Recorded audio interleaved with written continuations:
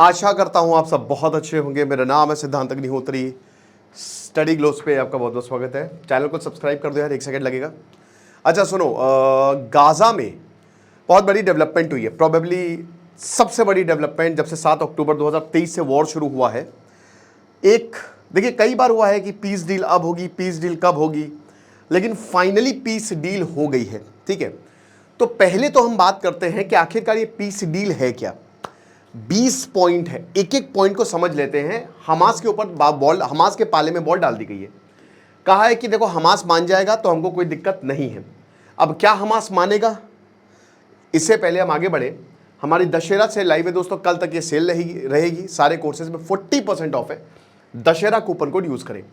तो सबसे बड़ी बात, क्या हमास मानेगा? मुझे लगता है नहीं, क्योंकि जो 13वां पॉइंट है वो बहुत इंपॉर्टेंट है। मैं आपको एक एक करके पॉइंट बताता हूं। टोटल 20 पॉइंट है, क्योंकि जब तक आप पॉइंट्स नहीं जानेंगे तब तक आप समझ ही नहीं पाएंगे, और उसके बाद हम डिकोड करेंगे, है ना। डोनाल्ड ट्रंप ने बोला कि अगर हमास ने ये जो हमने पीस प्रपोजल दिया है, अगर हमास ने इसको नहीं माना तो इतना बम मारेंगे कि सारा इलाका धुआं धुआं हो जाएगा। हम पूरा सपोर्ट देंगे इजराइल को। और नेतन्याहू ने भी बोला है। अबे नेतन्याहू ने माफी मांग ली है दोहा से, वो अलग लेक्चर में बताऊंगा क्यों ऐसा किया है। तो ये बात बोली है। अब क्या ऐसा होगा, क्या मानेंगे? डोनाल्ड ट्रंप ने 72 घंटे का टाइम दिया है कि 72 घंटे के अंदर अंदर 250 के करीब होस्टेजेस अगर वापस नहीं आए तो तुम्हारी ऐसी की तैसी कर देंगे हम।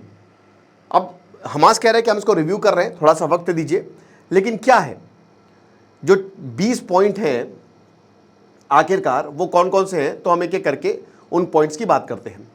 तो सबसे पहला पॉइंट है, फर्स्ट पॉइंट है कि जो गाजा है 20 पॉइंट प्रपोजल में, जो गाजा है वो एक डी रेडिकलाइज्ड जोन होगा। ठीक है, अब डी रेडिकलाइज्ड मतलब क्या होता है? देखिए, रेडिकलाइजेशन बड़ा एक खतरनाक कंसेप्ट है। स्टेप 1 वही होता है कि आप लोगों को पकड़ो, उनको रेडिकलाइज करो, ठीक है ना, उनका ब्रेन वॉश करो। प्रोपेगेंडा, समझ रहे हो कि यहां मर रहे हैं तुम्हारे लोग, वहां मर रहे हैं। एक्चुअल में बात कुछ और होती है।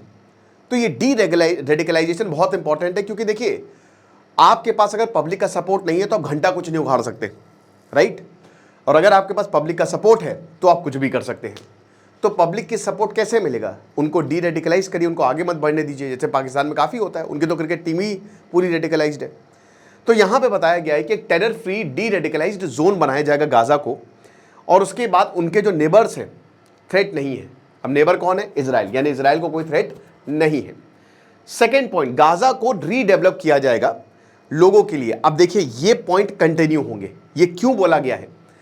डोनाल्ड ट्रंप और इजराइल ये दोनों जो हैं ये एक ही बात मानते हैं। डोनाल्ड ट्रंप एक बिजनेसमैन है, वो चाहता है पूरा गाजा जो है, उसने एक पिक्चर भी शेयर की थी, और रिजॉर्ट बन जाए मस्त। वहां पे बीचेस तो ही है भाई, खूबसूरत है गाजा ज्योग्राफी के हिसाब से। और हम क्या करेंगे? रिजॉर्ट बनाएंगे, होटल्स खोलेंगे। तो ये प्लान है। और एक स्विस कैनाल का अल्टरनेटिव निकालना है यहां से, ठीक है। तो यहां पे बोला है कि गाजा को रीडेवलप्ड किया जाएगा ताकि यहां के लोगों को सबसे ज्यादा फायदा मिले, क्योंकि वो बहुत ज्यादा सफर कर चुके हैं। तीसरा पॉइंट, अब दोनों अगर साइड एग्री कर जाती है इस प्रपोजल को लेकर तो वॉर तुरंत रुक जाएगा। द वॉर विल एंड, और इजरायली जो फोर्सेस है वो विड्रॉ करेंगी। अच्छा, अगर इसमें मैप पे लगाया होगा तो मैं आपको दिखाना चाहता हूं कि इजरायली फोर्सेस कहां हैं। हाँ, ये देखिए। अब ये देखिए, विड्रॉ की जहां तक हम बात करते हैं तो अभी आप ये कंडीशन है, इस समय इजरायली फोर्सेस यहां पे खड़ी हुई है। ये इनकी यहां तक थी, पूरा गाजा इनके पास था, फिर यहां तक आई फर्स्ट विड्रॉ, फिर सेकंड विड्रॉ यहां से आई, और अभी यहां पे खड़ी हुई है। आप समझ रहे हो? तो ये अभी करंट पोजीशन है इजरायली सेना की। तो बोला है कि इजरायली सेना पीछे हटेगी और उसके बाद होस्टेजेस को रिलीज किया जाएगा। 250 के करीब की 200 के, अब काफी होस्टेजेस को मेरे ख्याल में तो 150 के करीब बचे हुए हैं। उसमें तो कुछ की मौत भी होगी अनफॉर्चुनेटली। जितने भी मिलिट्री ऑपरेशन है, चाहे वो एरियल हो, चाहे वो ग्राउंड पे हो, चाहे वो आर्टिलरी बम्बार्डमेंट हो, वो सब रुक जाएंगे और बैटल लाइन से जो है वो रुक जाएंगी। चौथा बहुत इंपॉर्टेंट पॉइंट, अब मैं बताऊंगा हमास को कहां प्रॉब्लम होगी, वो कहां नहीं मानेगा, वो 13वें पॉइंट पे है। 72 घंटे के अंदर अंदर 72 आवर्स आपको दिए हैं, जितने भी होस्टेजेस हैं जिंदा लौटाइए। सिर्फ 70, यानी कि 3 दिन के अंदर अंदर। एक बार आप मान गए तो अभी तो आप टाइम लीजिए, और अगर आप इसको डिले करते हो उसका भी इसमें प्रावधान है। 5वां पॉइंट, एक बार सारे होस्टेजेस इजराइल को मिल गए तो इजराइल 250 होस्टेजेस है वो मिल गए तो इजराइल के पास भी होस्टेजेस पड़े हुए हैं 1700 गाजन्स के करीब, उनको भी इजराइल जो है वो रिलीज कर देगा। और हर इजरायली होस्टेजेस जो रिलीज किया जाएगा, इजराइल 15 डिसीज्ड गाजन्स को रिलीज करेगा, ठीक है ना। तो ये चीज है।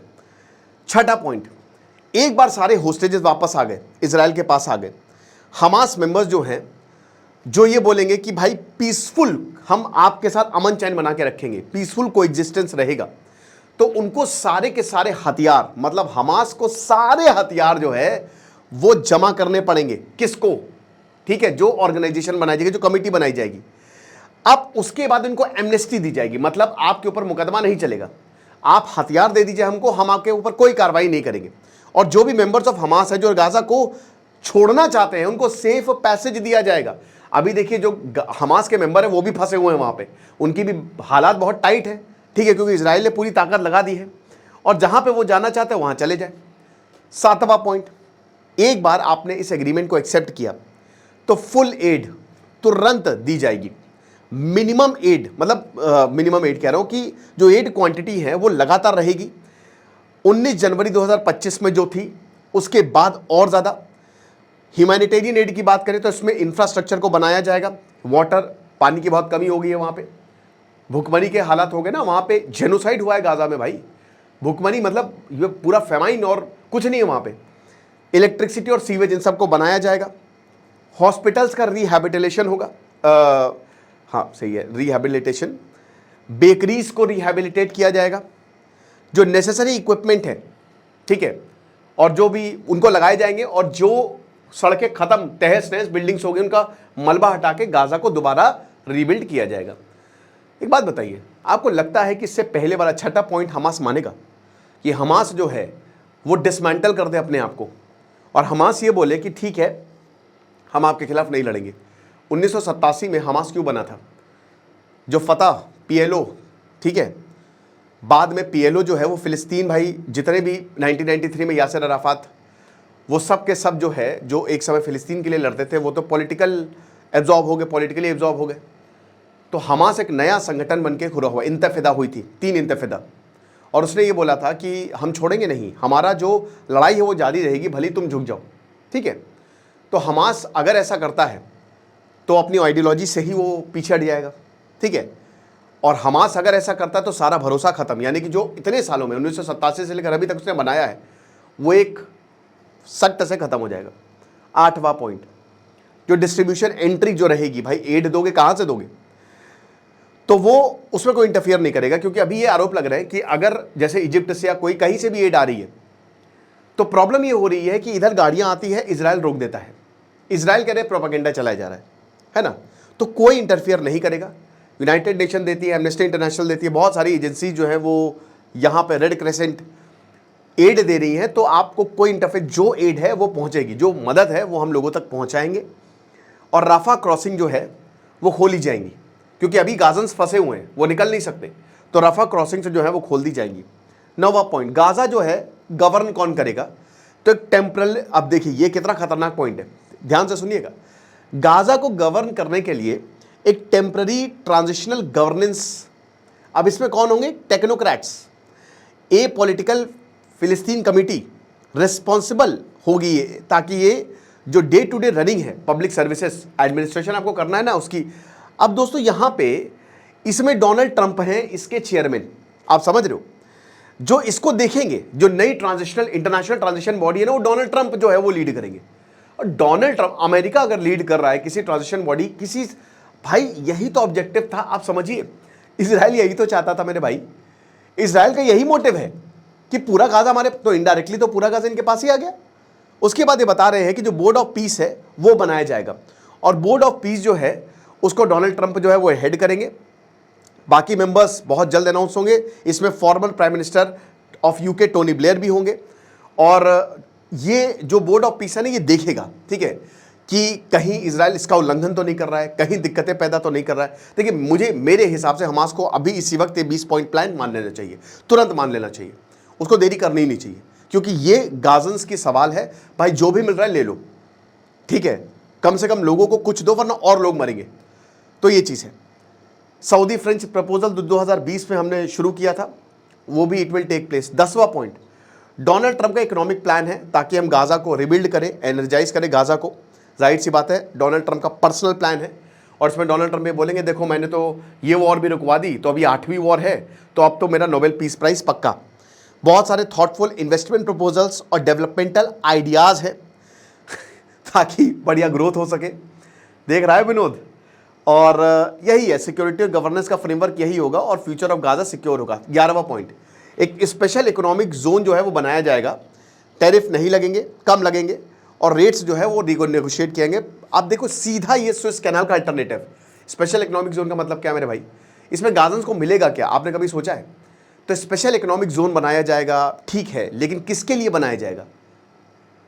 12वां point, no one will be forced to leave Gaza, किसी को गाजा छोड़ने पर मजबूत नहीं। ये वही बात होगी, तुम्हारी जमीन लेके हम लोग आ जाएंगे, तो इसका मतलब भाई गाजा के लोग जो है क्या उनको भगा दिया जाएगा? अब यहां पे बोला है कि आपको गाजा छोड़ने की जरूरत नहीं है, जो छोड़ना चाहते हो वो जा सकते हैं, ठीक है, और वापस भी आ सकते हैं। हम इनकरेज करेंगे कि लोग यहां पे रहें ताकि हम उनको अपॉर्चुनिटी देके वो गाजा को बना पाए। 13वां पॉइंट, अब यहां पे हमास जो है नहीं मानेगा। 13वां पॉइंट ये है कि जो हमास है और बाकी फैक्शंस है, they agree to not have any role in the governance of Gaza, ठीक है, यानी कि जो हमास है और जितने भी फैक्शंस हैं उनका गवर्नेंस में कोई रोल नहीं होगा। हमास गाजा को कंट्रोल करता आया है, वो छोड़ देगा गाजा को? आपको क्या लगता है? इनडायरेक्टली या किसी भी फॉर्म में मिलिट्री, टेरर या कोई भी ऑफेंसिव इंफ्रास्ट्रक्चर है जिसमें टनल्स है जो गाजा ने बनाई गई, हमास ने बनाई है, और वेपन्स प्रोडक्शन फैसिलिटी, उनको खत्म कर दिया जाएगा और उनको दोबारा कभी नहीं बनाने देंगे। यानी कि जो भी हमास ने बनाया है उनको तोड़ के रख देंगे। भाई इसमें कोई बढ़िया है ये तो मेरे हिसाब से, ठीक है। ये तो इजराइल को बहुत पहले ही कर देना चाहिए था, क्योंकि हमास एक आतंकी संगठन है और वो रहेगा। फिर उसके बाद डीमिलिटराइजेशन का प्रोसेस होगा गाजा के अंदर। अब इसमें इंडिपेंडेंट मॉनिटर्स होंगे। अब जो वेपन्स हैं उनको हम अपने पास रखेंगे, डीकमीशन कर देंगे पूरी तरीके से, और यहां पे जो प्रोग्राम है नए गाजा को बनाने का वो हम शुरू करेंगे। इस पॉइंट पे हमास कभी एग्री नहीं करेगा, क्योंकि ये पॉइंट मतलब कि हमास का अस्तित्व खत्म हो जाएगा। तो हमास, मैंने क्या बताया, गाजा को कंट्रोल करता है और वो इतनी आसानी से झुकेगा नहीं। चौथा पॉइंट, गारंटी जो है वो रीजनल पार्टनर्स आपको देंगे। हमास जो है और उनके फैक्शंस जो भी हम आपको बता रहे हैं आपको फॉलो करना पड़ेगा, चाहे जो भी हो जाए। 15वां पॉइंट, अमेरिका अरब कंट्रीज के साथ काम करेगा। अब इजराइल डिफेंस फोर्स पीछे हट जाएंगी, उसकी जगह एक नई फोर्स आएगी जिसका नाम होगा ISF, इंटरनेशनल स्टेबलाइजेशन फोर्स। तो ये नई फोर्स होगी जो कि गाजा के लिए काम करेगी। जब तक गाजा में स्टेबिलिटी नहीं आती है तब तक जो है इस पे काम किया जाएगा। और ISF इजराइल और इजिप्ट के साथ काम करेगा ताकि बॉर्डर एरिया को सिक्योर किया जाए। इसमें फिलिस्तीन के भी लोग होंगे, जो फिलिस्तीन की पुलिस फोर्स है उसको भी हम इंक्लूड करेंगे। म्यूनिशंस गाजा में एंटर नहीं होंगे, किसी भी तरीके का हथियार गाजा में नहीं आएगा, ठीक है। इसमें कोई गड़बड़, क्योंकि देखिए ISF अगर इंटरनेशनल, तो इसमें जाहिर सी बात है गल्फ कंट्रीज भी होंगी, फिलिस्तीन के भी भागीदारी है, तो इसमें कोई बुराई नहीं है। इजराइल जो है 16वां पॉइंट, गाजा को एनेक्स नहीं करेगा। ISF कंट्रोल स्टैब्लिश करेगा, इजराइल डिफेंस फोर्स पीछे हटेंगी चाहे जो भी हो जाए। ISF जो है वो गारंटर्स हैं और अमेरिका गारंटर है, मतलब गारंटी दे रहे हैं कि कोई इजराइल कोई भी ज्यादती नहीं करेगा। और एग्रीमेंट के हिसाब से ट्रांजिशनल अथॉरिटी जो है वही सब कुछ देखेगी, और एक बार गाजा में सिक्योरिटी आएगी फिर देखेंगे हम सरकार बनाएंगे कि नहीं बनाएंगे। 17वां पॉइंट, अगर हमास इसको डिले करता है, रिजेक्ट करता है प्रपोजल को, अगर स्केल्ड अप एड ऑपरेशन को डिले करता है, तो भाई याद रखिएगा कि हम तुरंत IDF को IDF से चीज़ें लेकर ISF को सब सौंप देंगे। यानी कि एक तरीके से खाली इजराइल नहीं आएगा, अब हर कोई आएगा आपको ख़त्म करने के लिए। 18वां, एक इंटरफेथ डायलॉग होगा, ठीक है, ताकि सब कुछ हर कोई बैठ के बात करेगा ताकि पीसफुल कोएग्जिस्टेंस बना रहे। और बेनिफिट्स क्या इससे आ सकते हैं, लोगों को सबसे ज़्यादा बेनिफिट मिलने चाहिए। 19वां, गाजा को जब रीडेवलप किया जाएगा और ये जितनी भी प्रोग्राम्स है वो चलाए जाएंगे, तो कंडीशंस जो है वो दी जाएगी, और उसके बाद धीमे धीमे हम स्टेटहुड की तरफ बढ़ेंगे। और 20वां, अमेरिका जो है वो इजराइल और फिलिस्तीन के बीच में डायलॉग इस्टेब्लिश करेगा। तो ये सारी बातें हैं, ये टोटल 20 पॉइंट्स हैं। अब हमास जो है भाई, ये 20 पॉइंट जो है ये बहुत अच्छा लग रहा है, ठीक है। और यहाँ पे यही बोला है बेंजामिन नेतन्याहू, तो देखो नेतन्याहू बहुत खुश है। बेंजामिन नेतन्याहू इजराइल के पूरे पक्ष में है। ये जो 20 पॉइंट अगर आप देखोगे तो इसमें हमास तो खत्म हो रहा है, ठीक है। और मेरे ख्याल में हमास, देखो यार, सबसे अच्छी बात यह है कि हर दिन वहाँ पे लोग मर रहे हैं, और हमास आज नहीं तो कल इजराइल खत्म कर ही देगा, ये आप मान के चलो। इससे बेटर ये है कि सेफ पैसेज देना, निकल लो चुपके से और अपने हथियार डाल दो। ओके, डोनाल्ड ट्रंप ये कह रहे हैं कि हम, आई थिंक वी आर, नेतन मतलब ये बोला है कि we are very close, we are not quite finished, हमको हमास को मारना पड़ेगा। और ये भी बोला है कि देखिए अगर नहीं मानेंगे हमास तो फिर हम वंस एंड फॉर ऑल इसको खत्म करेंगे। नेतन्याहू कह रहा है कि एक हार्ड वे है और एक ईजी वे है, अभी हम आपको ईजी वे दे रहे हैं और अगर नहीं मानोगे तो हम हार्ड वे करेंगे, हम बहुत ही सख्ती आपके ऊपर बरतेंगे। और यही दोहा के प्रधानमंत्री से भी माफ़ी मांग ली कि सॉरी हमने आपके ऊपर ये हमला किया, तो ये चीज़ है। तो यही बोला है कि Israel has my full support to defeat Hamas. अगर हमास ये प्लान नहीं मानता है तो डोनाल्ड ट्रंप ने बोला कि मारो फिर, और हम भी तुमको सपोर्ट करेंगे। ओके, तो ये चीज़ है। तो अब यही बताया कि Israel will finish the job by itself, आसानी से। बाकी ट्रंप की बड़ी तारीफ की है यहाँ पे नेतन्याहू ने कि थैंक यू सो मच, आपने ये काम किया। पीएम मोदी ने भी इसको हेल किया। पीएम मोदी ने भी बहुत बोला कि बहुत अच्छी बात है, पीसफुल कोएग्जिस्टेंस होगा। तो पीएम मोदी का भी ट्वीट आया है और हमास जो है वो इसको रिव्यू कर रहा है। अब सब कुछ हमास के ऊपर डिपेंड है और मुझे नहीं लगता कि हमास मानेगा। मानना चाहिए भाई, मैं तो बोलता हूं मानो, ठीक है, बहुत ज़रूरी है। अगर आप नहीं मानेंगे तो वही बता रहे हैं कि देखिए कहीं ना कहीं जो गाजा के लोग आज मर रहे हैं उसमें हमास, जितना इजराइल रिस्पॉन्सिबल है उससे ज़्यादा हमास रिस्पॉन्सिबल है। ये सब कुछ हमास का किया धरा है, तभी मैं बोलता हूँ ये आतंकी संगठन है। आप लोगों के लिए लड़ रहे हो लेकिन लोगों को तो आप मरने छोड़ रहे हो। आप सरेंडर करो। अगर आपको लगता है कि लोग भाई ऐसे तो कोई कुछ नहीं बचेगा, तो ये बहुत ज़्यादा इनका रोल है, बहुत बड़ा रोल है। तो वही बता रहे हैं कि हमास के नेगोशिएटर्स ने मीडिएटर्स को ये बताया है कि हम देखेंगे और अच्छे उसमें देखेंगे, इन गुड फेथ, ठीक है, और हम उसके बाद रिस्पॉन्स देंगे।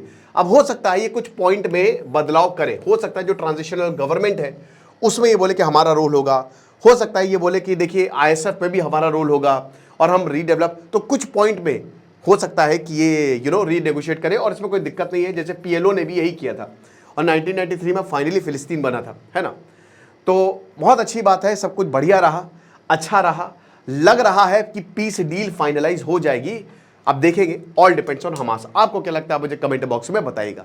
खुश रहिए, पढ़ते रहिए। इधर से सिद्धांत अग्निहोत्री साइनिंग ऑफ। नवरात्रि से लाइव है, डिस्क्रिप्शन कमेंट बॉक्स में लिंक है आपका। कल लास्ट डे है, सारे कोर्सेज पर 40% ऑफ है। Thank you so much.